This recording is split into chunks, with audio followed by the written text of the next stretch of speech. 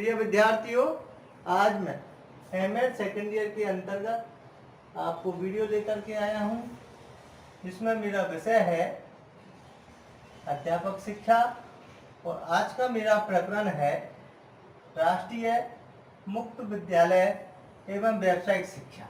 राष्ट्रीय मुक्त विद्यालय में व्यावसायिक शिक्षा किस प्रकार से विद्यार्थियों के लिए लाभदायक है, किस प्रकार से इस कार्यक्रम के अंतर्गत हम विद्यार्थियों को इसको जोड़ सकते हैं। जो विद्यार्थी शिक्षा से वंचित है या शिक्षा बीच में उन्होंने छोड़ दी है, उन विद्यार्थियों को इस कार्यक्रम से जोड़ने का कार्यक्रम इसके अंतर्गत रखा गया है। और व्यावसायिक शिक्षा के द्वारा वो किस प्रकार से रोजगार प्राप्त करता है, किस प्रकार रोजगार प्राप्त कर सकता है, उन सारी योजनाओं को हम इन राष्ट्रीय मुक्त विद्यालय व्यावसायिक शिक्षा कार्यक्रम से उनको जोड़ते हैं। तो आज हम एक एक बिंदु पर इस पर चर्चा करेंगे। तो हम बात करें तो सीबीएसई ने देश का प्रथम मुक्त विश्वविद्यालय 1979 में खोला गया। राष्ट्रीय मुक्त विद्यालय या विश्वविद्यालय का जो कार्यक्रम था वो सीबीएसई ने 1979 में खोला गया एक कार्यक्रम है, स्थापना की गई इसकी, जिसमें जो विद्यालय मुक्त विश्वविद्यालय है, राष्ट्रीय मुक्त विद्यालय, वो अक्टूबर 1990 में यह मुक्त विद्यालय राष्ट्रीय मुक्त विद्यालय एनओएस में परिवर्तन कर दिया गया। क्योंकि जब हम देखें तो मुक्त विद्यालय की जो स्थापना है वो 1990 में की गई, क्योंकि ये परिवर्तित करके की गई थी। क्योंकि पहले सीबीएसई ने मुक्त विश्वविद्यालय की स्थापना की, वो 1979 में की थी। और 1979 के बाद जब विद्यार्थियों को इनकी विभिन्न प्रकार की आवश्यकता पड़ी, छोटे स्कूलों में इस प्रकार की आवश्यकता पड़ी, जहाँ छोटे बच्चों को या व्यक्तियों को इनकी आवश्यकता पड़ी कि वो भी वंचित है, उनको किस प्रकार से जोड़ा जाए, तो अक्टूबर 1990 में यह मुक्त विद्यालय जो राष्ट्रीय मुक्त विद्यालय एनओएस में परिवर्तित कर दिया गया। एनओएस में परिवर्तन करने के बाद हम ऐसे कार्यक्रम यहाँ पर उपलब्ध कराने लग गए।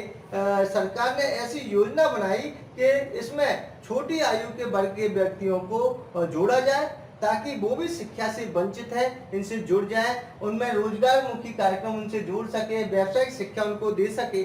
ऐसे कार्यक्रम के अंतर्गत ऐसे हम एनओएस की जो स्थापना है वो की गई। इसमें 4 प्रकार के कोर्सों की बात बताई गई है। इनमें 4 प्रकार के कोर्स कौन कौन से होते हैं। इनमें पहला कोर्स इसमें चला गया फाउंडेशन कोर्स। फाउंडेशन कोर्स के अंतर्गत कई प्रकार का इस प्रकार का पाठ्यक्रम बनाया गया कि विद्यार्थियों को ऐसी शिक्षा प्रदान की जाए कि वो फाउंडेशन कोर्स से जुड़ सके। फाउंडेशन कोर्स से जुड़ करके विभिन्न प्रकार के विषय वस्तु इस प्रकार से बनाई गई ताकि विषय वस्तु को वो ठीक प्रकार से जान सके, समझ सके और रोजगार मुखी कार्यक्रमों से वो जुड़ सके।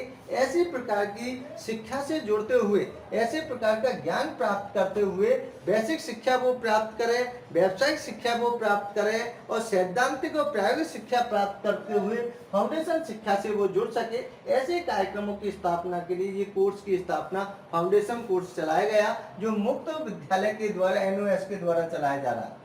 दूसरा कोर्स है माध्यमिक कोर्स। माध्यमिक कोर्स भी इसमें चलाया जा रहा है। जो भी विद्यार्थी माध्यमिक शिक्षा ग्रहण करना चाहते हैं तो इनसे वो जुड़ सकते हैं। माध्यमिक शिक्षा से जुड़ने के लिए वो उस पर किसी प्रकार का दबाव नहीं होता, जब चाहे वो परीक्षा दे सकता है। खुली शिक्षा के नाम से, मुक्त विद्यालय के नाम से जाना जाता है, मुक्त शिक्षा के नाम से जाना जाता है। जब भी विद्यार्थियों को अपने सुविधा के अनुसार जब भी वो परीक्षा देना चाहे दे सकता है, इन कोर्सों से जुड़ना चाहे जुड़ सकता है और अपनी डिग्री डिप्लोमा हासिल कर सकता है। तो माध्यमिक शिक्षा के कार्यक्रम से भी विद्यार्थी अपने जो शिक्षा के कार्यक्रमों को से जुड़ करके वो आगे बढ़ सकता है। तो ऐसे कोर्सेज भी मुक्त विद्यालय के द्वारा चलाए जा रहे हैं। तो जो इन कार्यक्रमों को, जो राष्ट्रीय मुक्त विद्यालय एनओएस का जो कार्यक्रम है वो माध्यमिक शिक्षा कोर्स का भी कार्यक्रम चलाया जा रहा है। में विद्यार्थी इनसे जुड़ करके अपनी माध्यमिक शिक्षा प्राप्त कर सकता है और अपने रोजगार मुखी कार्यक्रम से जोड़ करके कहीं नौकरियां प्राप्त कर सकता है, कहीं रोजगार प्राप्त कर सकता है, अपनी डिग्रियां बढ़ा सकता है, अपने शिक्षा को आगे बढ़ा सकता है। ऐसे कार्यक्रम भी इनके द्वारा जोड़े गए हैं। तीसरा कोर्स है senior secondary course. Senior secondary course भी इसके द्वारा चलाया जा रहा है। जो माध्यमिक स्तर का जो कोर्स है वो पढ़ने के पश्चात जो भी विद्यार्थी सीनियर सेकेंडरी कोर्सेज करना चाहता है और अपनी पढ़ाई को आगे बढ़ाना चाहता है माध्यमिक के बाद, वो सीनियर सेकेंडरी कोर्स में जुड़ करके अपनी पढ़ाई को आगे कर सकता है और कई प्रकार के व्यावसायिक कार्यक्रम की ट्रेनिंग, व्यावसायिक प्रशिक्षणार्थी बन करके अपने देश की सेवा या अन्य कार्यक्रम में देश के उपक्रमों से जुड़ करके अपना रोजगार प्राप्त कर सकता है। तो ऐसे कार्यक्रमों के लिए सीनियर सेकेंडरी के कोर्सेज की व्यवस्था भी इसके द्वारा की गई है। तो ऐसे जो राष्ट्रीय मुक्त विद्यालय जो कि हमारे विभिन्न प्रकार के व्यवसायिक या विद्यार्थियों जो वंचित रह चुके उनके लिए ऐसे कार्यक्रम रखे जाते हैं जहाँ पर उनको कोई कठिनाई न आए, अपनी सुविधा के अनुसार वो शिक्षा प्राप्त कर सके और शिक्षा को वो समय समय पर आगे बढ़ा सके और सुविधा के अनुसार जो भी अपना कार्यक्रम वो चल रहे हैं या किसी व्यवसाय में जुड़े हुए अपने व्यवसाय में कोई कठिनाई नहीं आए, जब भी वो व्यवसाय में कुछ दिनों के लिए तो इसमें प्रशिक्षण प्राप्त करके अपनी डिग्री डिप्लोमा को वो प्राप्त कर सकता है। ऐसे कोर्सेज भी सीनियर सेकेंडरी का कोर्सेज इसमें चलाया गया। चौथा कोर्स है मुक्त व्यावसायिक शिक्षा प्रदान प्रोग्राम। मुक्त व्यावसायिक शिक्षा प्रोग्राम भी इसके द्वारा चलाया जाता है। कई प्रकार के ऐसे कार्यक्रम भी रखे जाते हैं या मुक्त व्यावसायिक शिक्षा प्रोग्राम भी समय समय पर किए जाते हैं। तो ऐसे कार्यक्रमों से भी विद्यार्थियों को रोजगार मुखी कार्यक्रम से जोड़ने के लिए ऐसे प्रोग्रामों की व्यवस्था की गई है ताकि विद्यार्थी इनसे जुड़ सके।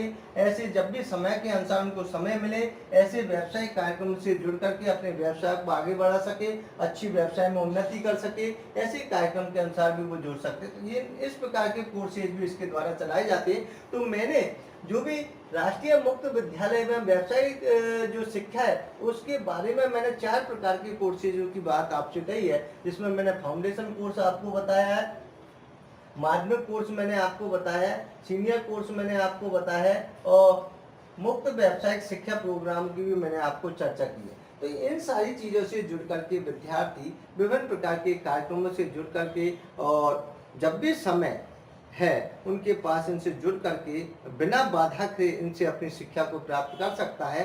सरकार का उद्देश्य ये होता है कि जो भी विद्यार्थी शिक्षा से वंचित है, जो माध्यमिक स्तर पर अपनी शिक्षा छोड़ चुके हैं और वो अपनी शिक्षा को आगे बढ़ाना चाहते हैं या रोजगार मुखी शिक्षा प्राप्त करना चाहते हैं, ऐसे कोर्सेज से जोड़ने के लिए हमें नेशनल ओपन स्कूल की जो स्थापना है वो हमने की गई है। राज्य सरकार के द्वारा या भारत सरकार के द्वारा जो भी कार्यक्रम है उनके उपक्रमों के द्वारा जो भी व्यवस्था की गई है, ऐसी स्थापना करके हर व्यक्ति को, हर बालक को इनसे जोड़ने का कार्यक्रम रखा गया है ताकि बालक इनसे जुड़ करके अपनी पढ़ाई कर सके। तो इस प्रकार की कोर्सेजों की बात मैंने आपको की थी, जिसमें फाउंडेशन कोर्स, माध्यमिक कोर्स, सीनियर सेकेंडरी कोर्स और मुक्त व्यावसायिक कोर्स के बारे में अपना रोजगार वो प्राप्त कर सकता है। अगर हम इसके उद्देश्यों की बात करें तो कई प्रकार के उद्देश्य भी हमारे इसमें शामिल किए जाते हैं। उन उद्देश्यों में अगर हम पहला उद्देश्य है उच्च व्यावसायिक शिक्षा एवं तकनीकी शिक्षा।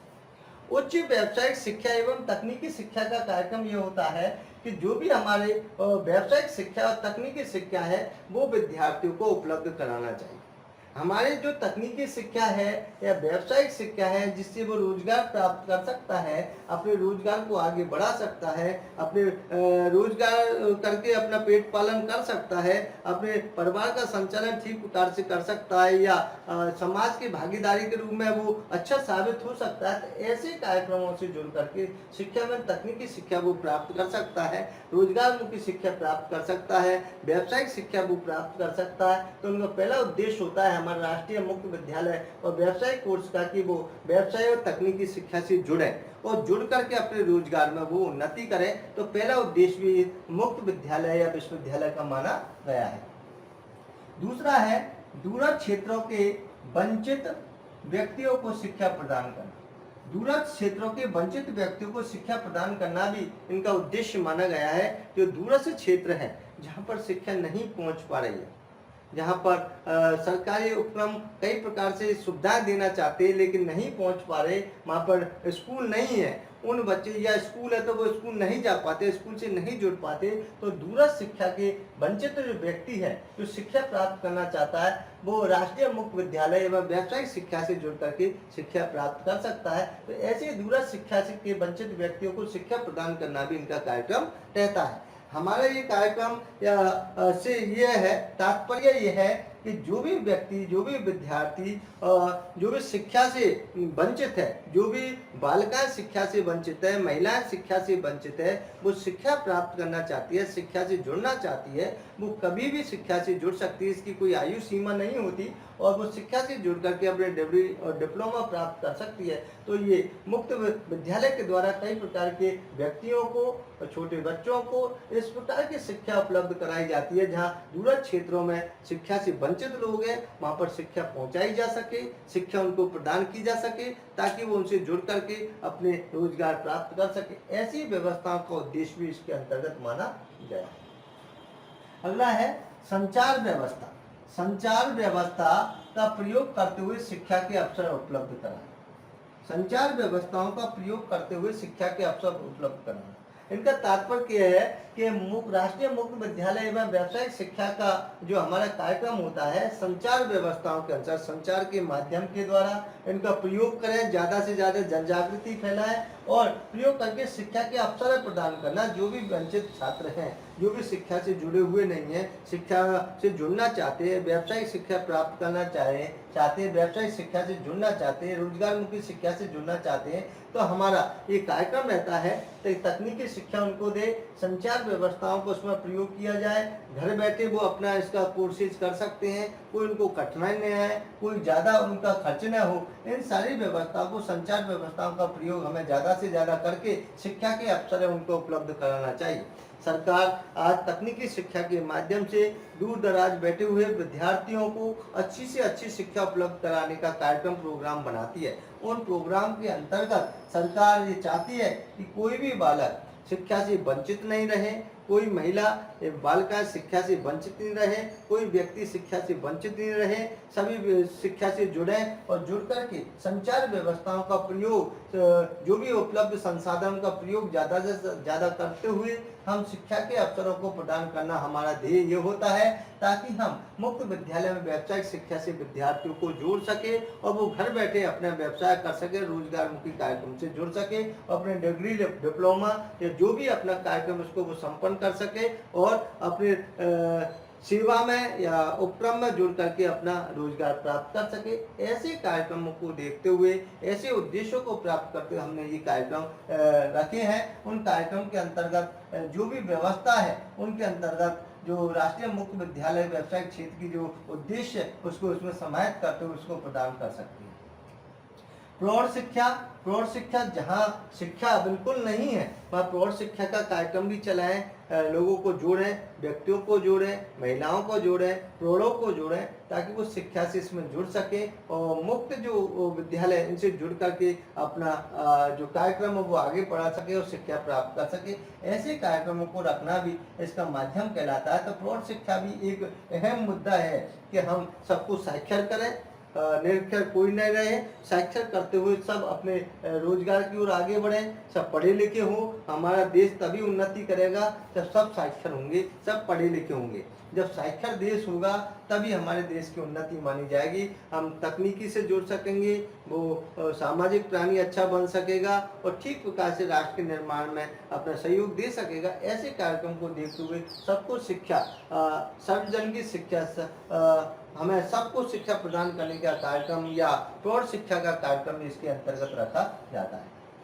महिला शिक्षा, महिलाओं को शिक्षा से जोड़ना, कई बार आपने देखा होगा कि महिला शिक्षा से वंचित रह जाती है, महिलाओं को शिक्षा से नहीं जोड़ा जाता है। ऐसे कार्यक्रम के अंतर, क्योंकि कई प्रकार के घर के काम ऐसे होते हैं जहाँ विद्यालय महिलाएं नहीं जा पाती, बालिका नहीं जा पाती, उनको घर बैठे शिक्षा प्रदान करने का कार्यक्रम भी इसके द्वारा किया जाता है, मुक्त विद्यालय के द्वारा किया जाता है। तो महिलाओं को शिक्षा प्रदान करना भी इसका कार्यक्रम रहता है। ज़्यादा से ज़्यादा महिलाओं को शिक्षा से जोड़ा जाए, उनको रोजगारमुखी शिक्षा दी जाए, घर बैठे वो रोजगार प्राप्त कर सके और जीवनोपार्जन कर सके। ऐसी शिक्षा से जोड़ने के लिए मुक्त विद्यालय का जो कार्यक्रम है वो भी इसके अंतर्गत किया जाता है। तो महिला शिक्षा को ज़्यादा से ज़्यादा जोड़ने का कार्यक्रम इसके अंतर्गत माना जाता है। फिर आता है गुणात्मक शिक्षा प्रदान करना, और व्यक्तियों को अच्छी से अच्छी गुणात्मक शिक्षा प्रदान की जाए, ताकि गुणात्मक शिक्षा प्राप्त करके बालक आगे बढ़ सके, अच्छी शिक्षा प्राप्त कर सके, अच्छी रोजगारमुखी शिक्षा प्राप्त करते हुए अपने व्यवसाय को आगे बढ़ा सके और शिक्षा अध्ययन करते हुए अपनी शिक्षा को प्राप्त कर अपनी डिग्री डिप्लोमा आगे भी कोर्सेज में पढ़ाई वो कर सकता है। ऐसे कार्यक्रमों से जोड़ने का प्रयास हमारे ये कार्यक्रम है राष्ट्रीय मुक्त विद्यालय में व्यावसायिक शिक्षा का कार्यक्रम अध्यापक शिक्षा के अंतर्गत जो बताया गया। एमएड सेकेंड ईयर के अंतर्गत जो कार्यक्रम है उसके अंतर्गत जो कार्यक्रम रखा गया है एमएड सेकेंड ईयर का, उसमें मुक्त विद्यालय की जो कोर्सेज में समाहित किया गया है और समाहित करने के पश्चात भी हम देखें तो कई प्रकार की बातें इसके अंतर्गत आती है। तो उसमें हमें जो सीबीएसई ने भी इसके पर जोर दिया था और मुक्त विश्वविद्यालय की स्थापना जगह जगह की गई। यहाँ पर पत्राचार के माध्यम से या अन्य संसाधनों के माध्यम से नई तकनीक के माध्यम से हम घर बैठे विद्यार्थियों को उच्च शिक्षा प्रदान कर सके या छोटे आयु के विद्यार्थियों को हम एनओएस कार्यक्रम के अंतर्गत राष्ट्रीय मुक्त विद्यालय कार्यक्रम के अंतर्गत हम इसकी बात कर सके, उनको जोड़ सके, कई प्रकार के कोर्सेज से जोड़ सके। तो ऐसे कार्यक्रम को प्रदान करने के लिए हमें सरकार, केंद्र सरकार या राज्य सरकार अपनी अपनी सुविधा के अनुसार अपनी राज्यों की स्थिति और परिस्थिति को देखते हुए या अन्य चीज़ों को देखते हुए उनकी स्थापना करती है और जगह जगह उनको व्यवस्था देती है कि किस प्रकार हम जो वंचित छात्र हैं उनको हम शिक्षा प्रदान कर सके ताकि वो शिक्षा से जुड़ सके।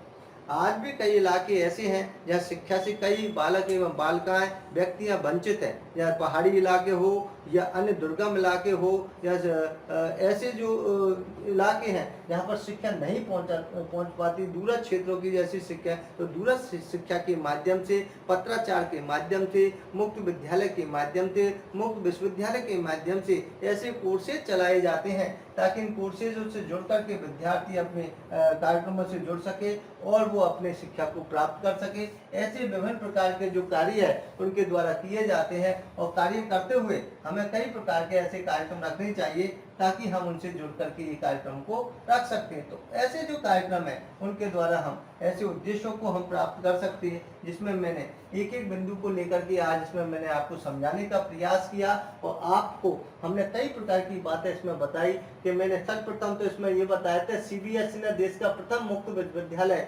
1979 में स्थापित किया गया था, प्रथम मुक्त विश्वविद्यालय, जिसके अंतर्गत जो कार्यक्रम रखा गया था कि भाई छोटी आयु के बालकों के लिए, छोटे व्यक्तियों के लिए भी हमें ऐसे विद्यालय की, मुक्त विद्यालय की स्थापना करनी चाहिए। तो नेशनल ओपन स्कूल की विद्यालय की स्थापना उन्होंने की, जिसके लिए हमने एनओएस के कार्यक्रम के अंतर्गत 1990 में ये कार्यक्रम की स्थापना की गई, अक्टूबर 1990 में, ताकि मुक्त राष्ट्रीय जो मुक्त विद्यालय है उसकी स्थापना हमने एनओएस के अंतर्गत अक्टूबर 1990 में की ताकि विद्यार्थी इनसे जुड़ सके और कोर्सेज उनको चला करके ऐसे कार्यक्रम जैसे फाउंडेशन कोर्स है, माध्यमिक शिक्षा कोर्स है, सीनियर सेकेंडरी स्कूल कोर्स है या मुक्त व्यावसायिक शिक्षा प्रोग्राम है, इनको चला करके विभिन्न प्रकार के कोर्सेज में चलाए ताकि विद्यार्थी इन कोर्सेज से जुड़ करके उनको कोई तकलीफ न हो, विभिन्न प्रकार से माध्यमिक शिक्षा वो प्राप्त कर सके, सीनियर सेकेंडरी की शिक्षा वो प्राप्त कर सके, फाउंडेशन शिक्षा वो प्राप्त कर सके और प्रोग्राम या व्यावसायिक शिक्षा प्राप्त करते हुए अपने प्रोग्राम से जुड़ सके और ऐसी रोजगार मुखी शिक्षा से वो जुड़ सके ताकि परिवार का या अपने सभी जो देश के हित के लिए वो काम आ सके। ऐसी शिक्षा उनके लिए प्राप्त करने का जो उद्देश्य है वो उनका राष्ट्रीय मुक्त विद्यालय का होता है, जिसमें कई उद्देश्यों की भी मैंने चर्चा की, जिसमें व्यावसायिक शिक्षा व तकनीकी शिक्षा से बालकों को जोड़ा जाए। आज की शिक्षा है वो तकनीकी शिक्षा है, व्यावसायिक शिक्षा है। अगर बालक व्यवसाय और तकनीकी शिक्षा से जुड़ेगा तो अच्छा वो कार्य करेगा, अच्छे देश हित के लिए वो आगे बढ़ाने का कार्यक्रम करेगा। ऐसी शिक्षा से बालकों को जोड़ना चाहिए, क्योंकि व्यवसाय और तकनीकी शिक्षा के, ताकि गांधी जी ने कहा था कि बालकों को इस प्रकार से शिक्षा प्रदान की जाए तो व्यावसायिक शिक्षा, बेसिक शिक्षा हो या व्यावसायिक शिक्षा से जोड़ा जाए या तकनीकी शिक्षा से जोड़ा जाए, ताकि बालक अपना रोजगार स्वयं प्राप्त करते हुए आगे बढ़ सके। ये उद्देश्य भी मुक्त विद्यालय कार्यक्रम के अंतर्गत रखे गए हैं, जिसमें दूरस्थ क्षेत्र से जो वंचित व्यक्ति है उनको शिक्षा प्रदान करने का कार्यक्रम इसके अंतर माना गया है कि किस प्रकार से दूरस्थ इलाके में रहने वाले विद्यार्थी, जहाँ पर कोई सुविधा नहीं है, जहाँ कोई अध्यापक नहीं पहुँच पाता है, जहाँ विद्यालय नहीं है, जहाँ पर विद्यालय की स्थापना सरकार के द्वारा करी तो विद्यार्थी नहीं आते, ऐसी जगह पर विद्यार्थियों को, विभिन्न प्रकार के व्यक्तियों को तकनीकी के माध्यम से घर बैठे या रेडियो के माध्यम से या दूरदर्शन के माध्यम से या फिल्म स्ट्रिप के माध्यम से या इंटरनेट के माध्यम से या ऑनलाइन क्लास के माध्यम से जो भी कार्यक्रम है, तो दूरस्थ इलाके में जहाँ वंचित व्यक्ति है या पत्राचार के माध्यम से शिक्षा को पहुंचाने का कार्यक्रम भी इसके अंतर्गत रखा गया है। तो ये भी एक मुक्त विद्यालय एवं व्यावसायिक शिक्षा को रोजगार प्रदान करने के लिए या जोड़ने के लिए शिक्षा प्रदान करने का कार्यक्रम भी इनका उद्देश्य माना जाता है। संचार व्यवस्था का प्रयोग करते हुए शिक्षा के अवसर प्रदान करना, और जो भी तकनीकी जो माध्यम है हमारा, जो भी इंटरनेट है या दूरदर्शन है या रेडियो है या उपग्रह के माध्यम से जो भी हमारा संचार के जो भी साधन है, उनके द्वारा विद्यार्थियों को विभिन्न प्रकार के प्रोग्राम बना करके, इस प्रकार के कार्यक्रम बना करके, इस प्रकार से कहते हैं कि 1 घंटे का ये कार्यक्रम इस विषय वस्तु पर आएगा, इस प्रकार का कार्यक्रम इसके अंतर्गत बनाया जाएगा। तो वे संचार व्यवस्था का प्रयोग करते हुए शिक्षा के अवसर प्रदान करना भी संचार की व्यवस्थाओं का एक कार्यक्रम रखा जाता है। जैसे टेलीविजन के माध्यम से हम कई प्रकार के तकनीकी माध्यम से मुक्त विद्यालय के जो विद्यार्थी है उनको हम दूरस्थ इलाके में जहाँ पर शिक्षा नहीं पहुँच पा रही है, वो टेलीविजन के माध्यम से प्रोग्राम बना करके हम इनको कार्यक्रम को रखते, ताकि टेलीविजन के सामने विद्यार्थी बैठ जाते, उस कार्यक्रम को सुनते और अपनी जिज्ञासाओं को पूरा करते। ये भी कार्यक्रम उनके द्वारा की जाए। प्रौढ़ शिक्षा, महिला शिक्षा पर हम ज़्यादा से ज़्यादा जोर देने का प्रयास करते हैं, क्योंकि निरक्षरता को साक्षरता में बदलना हमारे देश की उन्नति का कार्यक्रम होता है। इसलिए कोई भी व्यक्ति निरक्षर नहीं रहे, सब साक्षर रहे और सबको विभिन्न प्रकार की शिक्षा मिले, ऐसा कार्यक्रम भी इन विद्यालय के माध्यम से रखा जाता है। और महिला शक्ति के लिए या महिला शिक्षा के लिए भी हम ऐसे कार्यक्रम रखे जाते हैं, जहाँ भी वंचित जो बालिका है, शिक्षा से वंचित रह गई है, महिलाएं शिक्षा से वंचित है, उन महिलाओं को जोड़ने का भी कार्यक्रम इस मुक्त विद्यालय के द्वारा माना जाता है, विश्वविद्यालय के द्वारा माना जाता है। और गुणात्मक शिक्षा की अगर बात करें तो अच्छी से अच्छी शिक्षा प्रदान करने का कार्यक्रम हमें रखा जाता है। तो राज्य सरकार, केंद्र सरकार, जो भी हमारे जो शिक्षा के जो भी हमारे जो भी उपक्रम बने हुए, उनके माध्यम से कई प्रकार की सुविधाएं मुक्त विद्यालय के द्वारा या राष्ट्रीय मुक्त विद्यालय के द्वारा प्रदान की जाती है, ताकि विद्यार्थी समय समय पर जुड़ करके इन कार्यक्रमों से व्यावसायिक शिक्षा से जुड़ सके और मुक्त विद्यालय के अनुसार कई प्रकार के कोर्सेज को प्राप्त करके अपनी उन्नति कर सके। तो मैंने एक एक बिंदु को धैर्यपूर्वक आपको समझाया, आपकी समझ में आया होगा। जय हिंद, जय भारत, नमस्कार, धन्यवाद।